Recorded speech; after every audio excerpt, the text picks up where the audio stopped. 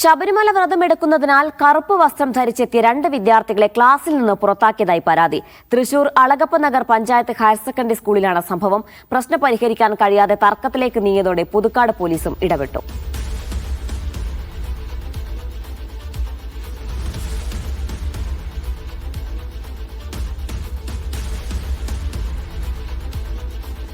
നടരാജ പരശുറാം ചേരുന്ന വിശദാംശങ്ങൾ നൽകാനായി. നടരാജ്, എന്താണ് സംഭവം? വിദ്യാർത്ഥികൾ എന്താണ് പറയുന്നത്? സ്കൂൾ അധികൃതരുടെ ഭാഗത്ത് നിന്ന് എന്തെങ്കിലും വിശദീകരണം കിട്ടിയിട്ടുണ്ടോ?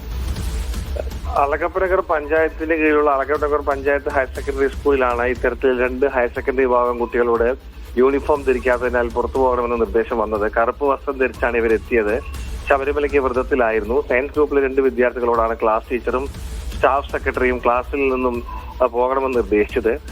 ഈ സംഭവം പുറത്തറിഞ്ഞതോടുകൂടി വിവിധ രാഷ്ട്രീയ പാർട്ടികൾ പ്രതിഷേധവുമായി രംഗത്തെത്തുകയായിരുന്നു. CPM, കോൺഗ്രസ്, BJP നേതാക്കളും നാട്ടുകാരൊക്കെ തന്നെ ഇന്ന് വൈകിട്ട് സ്കൂളിൽ പ്രതിഷേധം നടത്തുകയൊക്കെ ചെയ്തു. തുടർന്ന് സ്കൂൾ മറ്റും ഇടപെട്ടാണ്, അധികൃതരും മറ്റും ഇടപെട്ടാണ്, പോലീസും മറ്റും എത്തി ചർച്ച നടത്തി. ചർച്ചയ്ക്ക് പിന്നാലെയാണ് യൂണിഫോം ധരിക്കാതെ ഇവർക്ക് സ്കൂളിൽ പഠനം തുടരാനുള്ള അവസരം ഒരുങ്ങിയത്.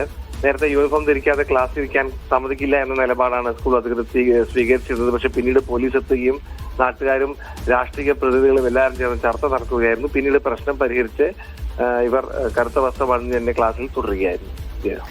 ശരി, നടരാജ പരശുറാമാണ് വിശദാംശങ്ങൾ നൽകിയത്.